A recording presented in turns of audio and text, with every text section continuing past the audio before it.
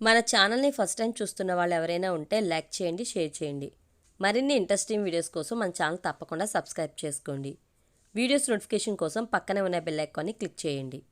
మురళి తన పెళ్లి పత్రిక ఇస్తుంటే అతని స్నేహితులు ఆశ్చర్యపోయారు. ఉండదా మరి?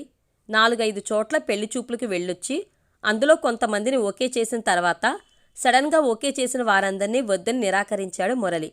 ఒక అమ్మాయితో పెళ్లి కుదుర్చుకుని ముహూర్తం కూడా ఖాయం చేసుకున్న తర్వాత ఆ అమ్మాయిని కూడా చేసుకోనని చెప్పి పెళ్లి క్యాన్సిల్ చేశాడు. ఇది చాలా తప్పురా అని ఎంతమంది చెప్పినా ఒప్పుకోలేదు. అలా ఎందరో అమ్మాయిని చూసి మొదట ఓకే చేసి ఆ తర్వాత వద్దు అనడానికి కారణం ఏమిటని అందరూ అడిగారు. ఎవరికీ కారణం చెప్పని మురళి తన ప్రాణ స్నేహితుడు కిరణ్కి మాత్రం ఆ రోజు కారణం చెప్పాడు. పోయిన వారం పెళ్లి చూపులకి వెళ్ళానే, ఆ అమ్మాయి బాగుంది, నాకు అన్ని విధాలా నచ్చింది, అందుకే ఓకే చెప్పాను. తర్వాత ఒకరోజు వాళ్ళ ఆఫీస్కి వెళ్ళాను. నన్ను గుర్తుపట్టి పలకరింపుగా నవ్వింది. మాట్లాడాను. సినిమాకు వెళ్దాం రమ్మని అడిగాను. వెంటనే వస్తానని ఒప్పేసుకుంది. ఇంకేరా, నీ మాటకు గౌరవం ఇచ్చింది కదా, మరి అలాంటి అమ్మాయిని ఎందుకు వద్దన్నావు? ఎంత పెళ్లి చేసుకోబోతున్న వాడినైనా అలా పిలిచిన వెంటనే వచ్చే అమ్మాయి ఇదేలాగా ఇంకొకడితో ఊరు తిరుగుండదని ఏమిటి నమ్మకం? అందుకే ఆ అమ్మాయిని చేసుకోనని చెప్పాను. ఇంతకుముందు ఓకే చెప్పి తర్వాత వద్దన్నావే, వాళ్ళని కూడా ఇలాంటి కారణానికేనా? ఇంచుమించు. రే, అయితే ఈ జన్మలో నీకు పెళ్లి కుదరదురా. అందరూ ఇలాంటి అమ్మాయిలే ఉంటారా ఏమిటి? నేను చెప్పింది అమ్మాయిల గురించి కాదు, నీ అనుమాన స్వభావం గురించి.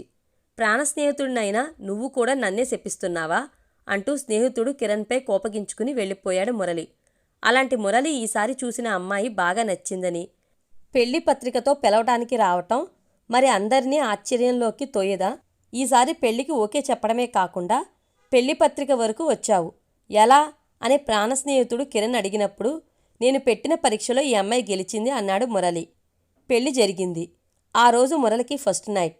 నర్మదా, మన దాంపత్య ప్రయాణాన్ని మొదలు పెట్టడానికి ముందు నీ నుండి నాకు ఒక విషయం తెలియాలి. అఫ్కోర్స్ అది నీ మంచి గుణం గురించేననుకో.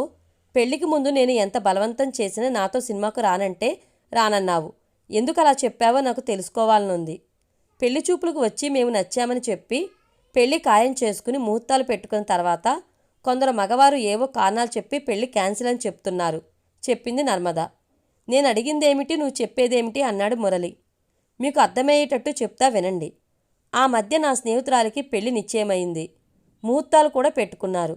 అనుకోకుండా ఒకరోజు ఆమెను పెళ్లి చేసుకోబోతున్న పెళ్లి కొడుకు ఆమెను సినిమాకి పిలిచాడు. రానని చెప్తే ఎక్కడ కోపగించుకుని పెళ్లి క్యాన్సిల్ అంటాడేమోనని భయపడి అతనితో సినిమాకి వెళ్ళింది.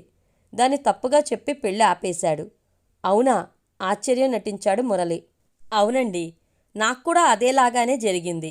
నన్ను పెళ్లి చూపుల్లోనే ఓకే చెప్పేసి ముహూర్తాలు కూడా పెట్టుకున్న తర్వాత ఒకరోజు అతను ఫోన్ చేసి బీచ్కి వెళ్దాం రమ్మన్నాడు. పెళ్లి కాబోయే వాడితోనేగా వెళ్ళేది అనుకుంటూ నేను వెళ్ళాను.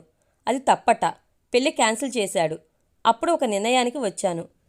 పెళ్లి కుదిరినా, ముహూర్తం పెట్టినా పెళ్లి చేసుకోబోతున్న మొగాడితో పెళ్లికి ముందు ఎక్కడికి వెళ్ళకూడదు, అసలు మాట్లాడనే కూడదు. అందరూ మగవాళ్ళు అలాగే ఉంటారని నేను అనడం లేదు. నా జాగ్రత్తలో నేను ఉండాలి కదా. అందుకే ఆ రోజు మీరొచ్చి ఎంత బ్రతిమిలాడినా రానని చెప్పాను అన్నది నర్మద. మురళి ముఖం వాడిపోయింది. తన చేష్టలకు సిగ్గుపడ్డాడు. తప్పు తెలుసుకున్నాడు. ఈ వీడియో కనుక మీకు నచ్చినట్లయితే లైక్ చేయండి, షేర్ చేయండి. మరిన్ని ఇంట్రెస్టింగ్ వీడియోస్ కోసం మన ఛానల్ తప్పకుండా సబ్స్క్రైబ్ చేసుకోండి. వీడియోస్ నోటిఫికేషన్ కోసం పక్కనే ఉన్న బెల్ ఐకాన్ని క్లిక్ చేయండి. Thank you.